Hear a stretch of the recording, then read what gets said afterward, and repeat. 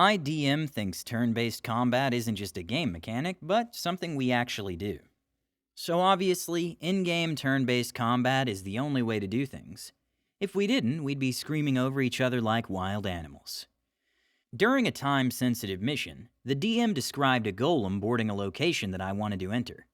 I split off from my party members, as my character often did, to breach the area. Don't worry, my party has a sending stone with my name on it. We knew the dungeon would begin to crumble when we took its treasure, so the party said they'd contact me when the process began. Insert a fight with a golem guarding a poison-filled stockpile I wanted to enter. The party messaged me before I was done and said the 10-minute timer had begun.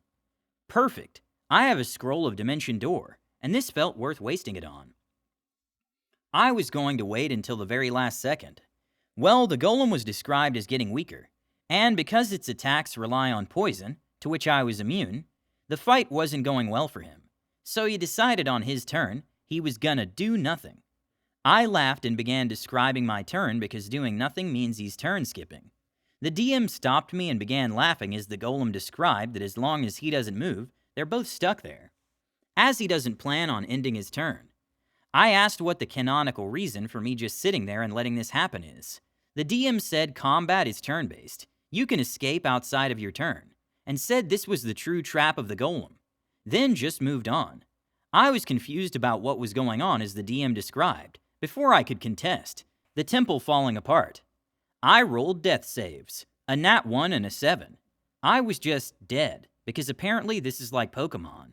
According to the DM, my Yuan Ti poisoner is a polite little gentleman, taking his kindly patience and waiting for the golem he planned on killing, then robbing to take his turn.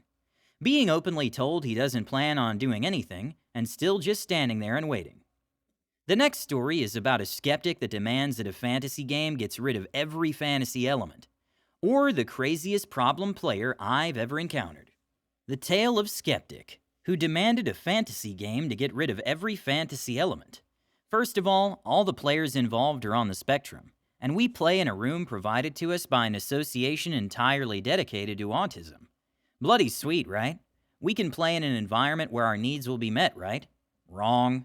Basically, the association wanted to be inclusive at all costs, to welcome everybody, and this would ring some alarm bells to any reader who knows about the Popper paradox. The rules were simple. 1. If someone wants to participate in an activity, they're in. No questions asked. No checking if they would actually be a good fit for the activity or the other people involved. 2. No matter how bad someone behaves, they can never, and I mean never, be actively forced to leave or reprimanded in any way, shape, or form. At most, if enough people complain to the board of directors of the association, and the board feels like it, they might take a vote to see if it's the case to do something. And in case of an affirmative decision, they could, when they'll feel like it, contact the problematic member, or their legal guardians, to politely ask if they're sure they want to continue taking part in the activity. Meaning that a member could have a particularly severe form of autism that made them snap at basically everything, even in a violent manner, or be a downright asshole who genuinely enjoyed being disruptive and ruining the activity for everybody else. Flash news, even neurodivergent people can be douchebags, and said everybody else should just accept them and make them feel welcome. Otherwise, we're excluding someone just for being different. And that takes us to Skeptic, a guy, maybe 20-ish years old, whose entire personality boiled down to bragging about how he didn't believe in magic or religion, and how smart and rational that made him. Basically, he got dumped on our group by the board of directors because his mother wanted him to socialize, and the normal games lab of the association was not complex and smart enough for him. Unfortunately for all parts involved, we were at the time playing an urban fantasy campaign. Heavily fantasy, I'd like to add. Every single player had some sort of arcane ability, due to both mechanics and setting. Here's the cast. Me, the GM doing his best. Bastion, our long-distance fighter. Also a marksman, a hunter, an expert of gorilla, and a were-dire hyena. Bisanzio, our berserker. Deals the pain and can stand just as much. Shy, silent guy slowly opening up. Shape-shifting, fire-bending vampire with a knack for building and using the big guns. Guild, our longest-running GM, who puts heavy effort in his RP, playing a skilled and elegant fencer. Skeptic, the problem player, playing basically himself. Oh, the pain. A thing to add, due to the setting, Bastion, Basanzio, Shy, and Guild all came from different time periods. Bastion, Basanzio, and Guild because they're historical characters summoned to the present. Shy because being a vampire, he's old as shit. Anyhow, we got introduced to Skeptic, and he immediately takes offense at Bastion wearing a crucifix, and starts talking about how believing in God is irrational, and Bastion should wake up. Now both I, Basanzio, Shy, and Guild are atheists, but insulting the faith of a guy you just met, and who did nothing to provoke you except for existing is a big no-no, and the first red flag. However, his mother smiled and told us that a smart guy like his son had the right to voice his opinion.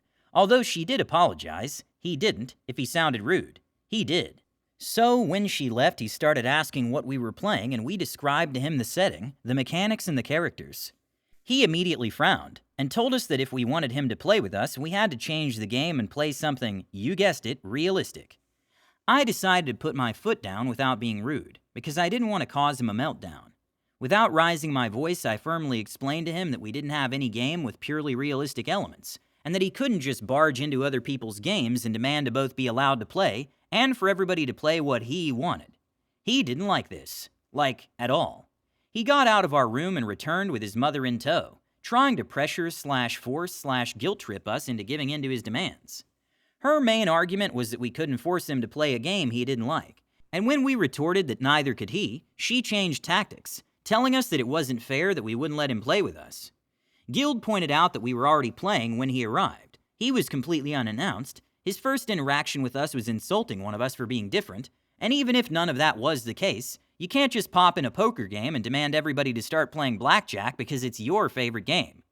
They left for a few minutes, and they returned both smiling. At the time, I thought they were trying to save appearance, but I know now they were unable to hide their smug satisfaction at the plan they concocted. So yeah, Skeptic decided to play the game, and I, optimistic to the point of naivety, or rather downright idiocy, forwarded him the document with the setting rules and the campaign synopsis, so that he could enter next time. Next session comes, and he brags about having read none of what I sent, because he already knew what character he wanted to play, and he fully expected me to rebuild the setting and campaign to accommodate him. Second red flag. I told him that it was simply not going to happen, because that would have meant forcing everybody else to change their characters and us to restart the campaign to fit him and him alone. So Skeptic, I shit you not, opened his bag to take out the official document with his IQ test results. Really, who the literal crap takes that everywhere they go, waiting for a chance to whip it out and brag about it? Also, it was above average, yes, but not by that much. He was like 118 or something. He started telling us how, being clearly the smartest and most rational person in the room, none of us showed him our IQ tests, because we have a personality other than being condescending smartass, so how could he know? He knew the right thing to do. Bastion muttered that Skeptic was completely free to go and be superior somewhere else, while Guild decided to be snarkier. Guild, say Skeptic, what do you think of the late Stephen Hawking? Skeptic, are you kidding? He was the smartest man ever. Guild, so you agree that he was always right, correct? Skeptic, of course. He was a genius, and didn't believe in made-up gods or anything. Guild gave a smile worthy of Willem Dafoe on crystal meth, and showed Skeptic the famous interview in which Hawking declared that people who boast about their IQs are losers. In poor taste, yes. Aggressive, undoubtedly. Undeserved? Oh hell to the no. Long story short, I saw Skeptic deflate while positively seething not with rage, but with pure distilled, unadulterated hatred for all of us. If he got angry, he would have appeared irrational and unsmart in his mind. If he admitted to be wrong, he would have had to concede to the inferiors, aka us. If he tried to be right, he would have to contradict Stephen Hawking, aka admitting that being a genius doesn't mean that everybody has to agree with you. He knew that Guild outsmarted him, and he couldn't accept it because his entire personality was always being the smartest man in the room. I managed to defuse the situation, and we tried helping him create a character. It was a glorious shitfest. For starters, he dumped literally all of his points into, of course, being smart and having scientific equipment, which really didn't fit the campaign at all. But since we just had to let him play, due to the aforementioned rules of the association, we allowed him to do it. Maybe seeing everybody else having fun would help him understand that he can enjoy make-believe, and that doesn't make him irrational or any less smart. He also created his characters as a guy who did not believe in magic whatsoever. I want to be honest, I decided to ignore the red flags, not only because we had no other choice, but also because honestly this character could work. Since in this world, despite magic existing, it was just now becoming common knowledge. Up until a few in-game months before starting the campaign, something akin to the masquerade was firmly in place. He might have been someone who just entered the supernatural world, and therefore started with the assumption that magic was not real. Heck, it could have been the tried and true trope of the scientist who insists on calling magic unconventional science that's yet to be explained or something. Of course, I was wrong. His entire character was soon revealed to be his plan all along, to play with us and use his character as an excuse to actively ruin our fun. The first incident occurred when Bastion's character decided to fire his musket, and Skeptic started laughing in his face. Skeptic, why do you use that weapon? Shouldn't you acquire something modern? Me, see Skeptic, due to how this world works, his musket is actually embedded with his fame and legend as an unbeatable hunter and marksman. Not only is it more precise and deadly than a real musket, it could potentially be more devastating than a heavy ordnance rail cannon. Skeptic, no it isn't. We then explained to him the gimmick of the character, being an ancient hero summoned from the abyss of history itself, and Skeptic of course decided that none of that was canon. This became his MO. Whenever anything clearly supernatural happened or was mentioned, he would grind the game to a halt to demand it to make sense to him, and then decide that since it was something he didn't believe in real life, it didn't actually happen. The worst instance was when we got slowed down so much, it took 3-4 hour sessions to complete an objective that I'd designed to be completed in less than one session. But wait, it got worse. Since everything magic was not real, Skeptic refused to help the party in any way, shape, or form, because the horde of flesh-eating, miasma-oozing skeletons they were facing, or the threat of the ancient Atlantis superweapon that was about to turn Hokkaido into a smoldering ember, were clearly not really there. After some time, I decided to spice things up a bit for the actual players, and asked them to come up with a personal goal to give the campaign more stakes.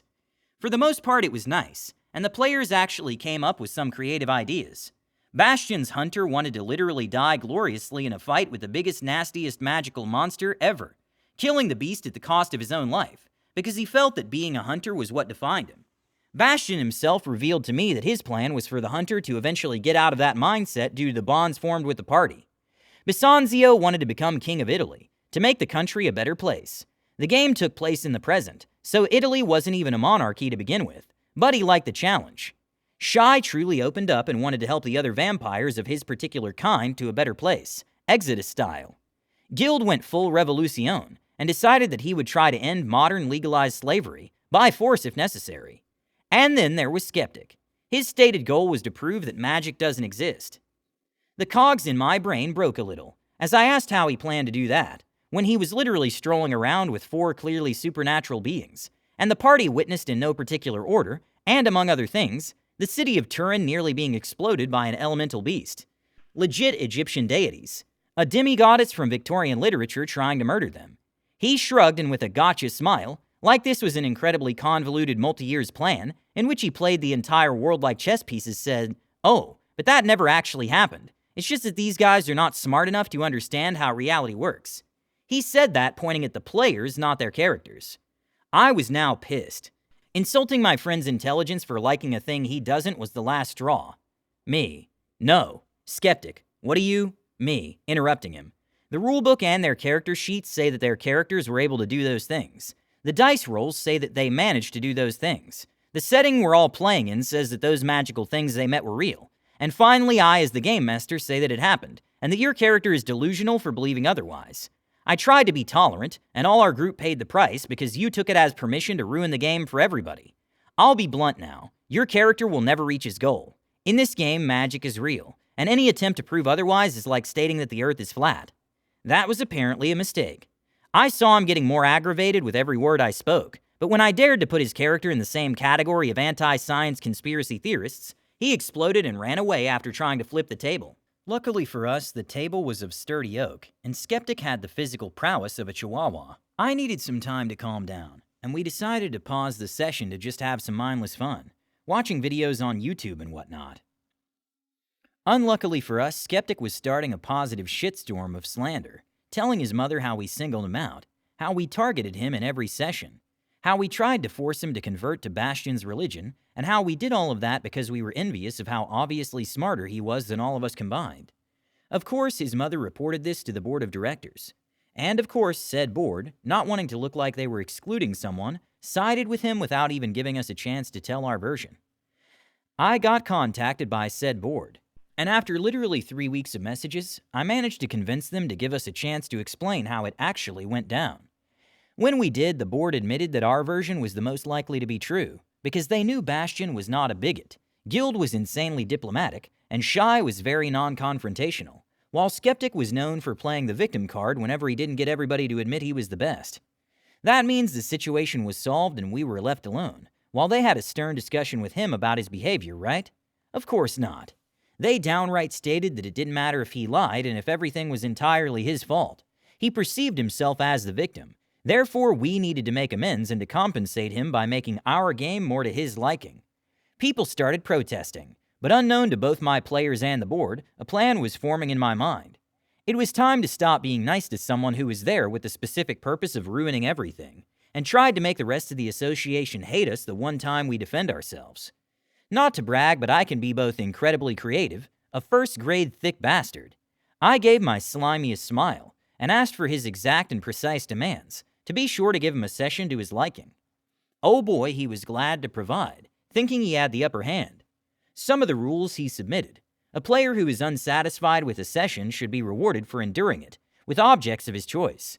Of course, since he was unsatisfied with every session, he sent me an even longer list of things I had to provide for him. He deserved a solo session without the other characters, whose players nonetheless had to assist to see how smart people win the game. In said session, absolutely no supernatural element was allowed, even just implied or that could be mistaken for magic. The others are not important. What is important is that I followed them to a T to craft the session.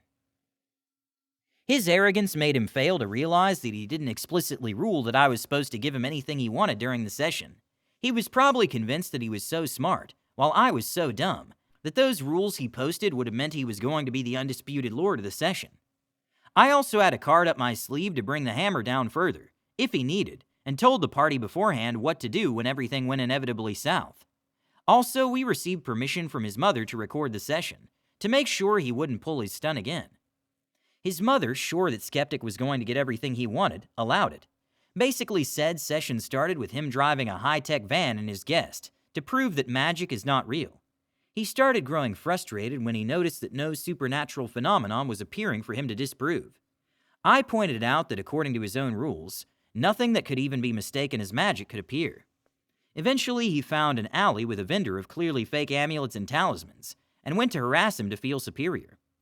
I handed him the victory on a silver platter, not even having him roll anything, and described how the vendor was humiliated and broken by his intellectual prowess. Once he returned to his van, he found it being broken into and robbed by some thugs. He started complaining and I smiled. Me. Well, your van is clearly filled to the brim with insanely valuable, high-profile scientific equipment. Things that would sell very well on the black market. Is it not realistic that criminals would see the opportunity and seize it? He decided to confront the thugs. Just what I planned. As you might remember, he spent all his points into his scientific, non-combat-oriented equipment and in his intelligence. Meaning he was a scrawny, inexperienced man, facing half a dozen hardened thugs, all armed with knives, brass knuckles, and metal clubs, and whose leader was basically the unholy spawn of Terry Silver from the Karate Kid 3, in his prime, and Andrew Tate, armed with an axe and a machete. Skeptic started complaining that it wasn't fair that those opponents were so much stronger than he was, and I simply answered that according to his rules, there was nothing wrong, because it is not unrealistic for muggers to exist, or for people to be MMA experts, or for improvised weapons to be used by criminals. He desperately tried to outsmart the situation, but alas, you can't outsmart a 3,600 newtons punch to the front teeth. Skeptic turned to the other players and asked them to help. Bisanzio, you're in Detroit. You left us in Japan. How can we know what you're up to? Skeptic, I try to use my communicator to reach them. Bastion, I recall you actively refused to give us one of those, to punish us for being irrational, stating that we would have no idea how to use it. Even if you did, there's no realistic way for us to reach across half the planet in time to save you. I mean, we could ask any one of the NPCs to teleport us there, but that wouldn't be realistic, because teleportation is not real, right? Skeptic, trying to appeal not to logic but to human decency. Come on, this is a team game. We need to help each other. Guild, that's rich, coming from the guy who actively refused to help us every single time we were in danger. Skeptic, I didn't believe it was real. You must respect my ideas. Guild. And yet you never respected ours. But don't worry, you're not really in danger. My idea is that muggers don't exist. Therefore, your character is not being beaten to a bloody pulp. So, Skeptic's character got robbed of all his possessions. Not only the ones he demanded from me as compensation, but everything he had since he was created. All of his money and so on. He had to be hospitalized. It happens when you get savagely beaten up and lose 2 limbs to a machete. And when their quest giver got the news, he visited him in the hospital. He downright stated that he could no longer take part in the missions because his body was completely compromised. Skeptic demanded a way to be salvaged, but I gave my nastiest, most condescending smile.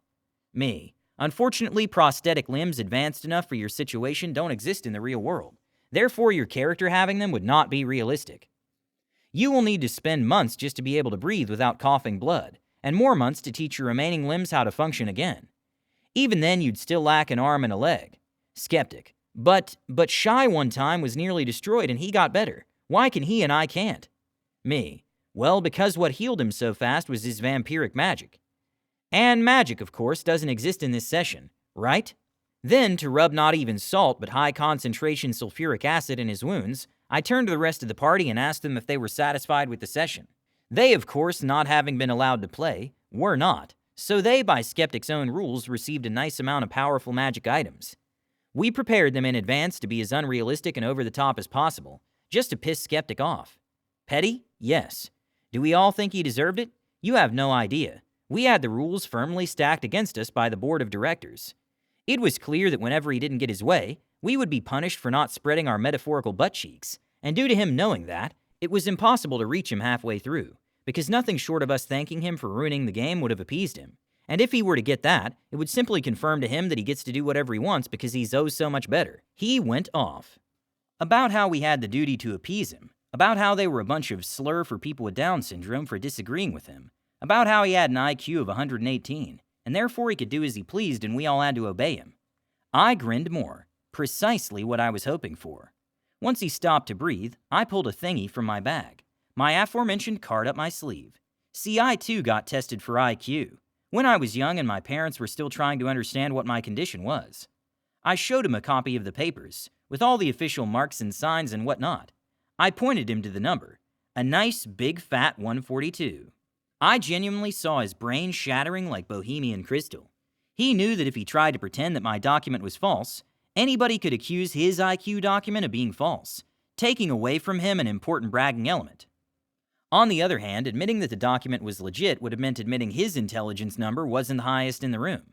He positively shrieked that he was going to destroy us, that he was going to make an example out of us, that he was going to have us booted from the association, and that we made ourselves a dangerous and smart enemy. Guild. Yes, so smart that he confessed his entire plan in front of a camera. I could see Skeptic evaluating his chances of stealing the camera away, and understanding that, being on the other side of the room, he would have to go through Bastion and Guild, the 2 most physically fit members of the group. He ran away and his mother came into the room to demand that we destroy the record, because it was causing emotional turmoil to her son. When we pointed out that he was only angry that he couldn't lie and blame his own shortcomings on everyone else as usual, she tried to say that she was taking back her permissions to record her son, a thing with a negative amount of legal power. She resorted to begging us to give him another chance. After all, we had proven our point, and making him upset about a game was just cruel, right? I, as the DM, tried to be diplomatic. Me. Ma'am, can you be sure that he won't pull any other stunts like the ones he pulled every single session? Or that whenever we don't change the game to make him feel superior, he won't try to ruin our reputation? Can we record every session to make sure we have evidence of his lies if he tries that again? She couldn't answer that, and so Skeptic's time with the association came to an end. No big fight, no meltdown, no legal fallouts, nothing. So this was my very first horror story. I hope you enjoyed it, and that my group didn't seem too nasty. We're usually very amicable, but we were forced in a situation where someone was being actively disruptive and offensive, to punish us for liking fantasy, and rules were specifically made to stop us from getting help. That was the craziest problem player story I've ever heard. I don't know if that can be topped. Hats off to the party for dealing with the problem and overcoming it as a team. Sweet, sweet justice. Before we take our leave, don't forget to subscribe to our channel, All Things D&D. Stay tuned for more amazing Dungeons & Dragons content.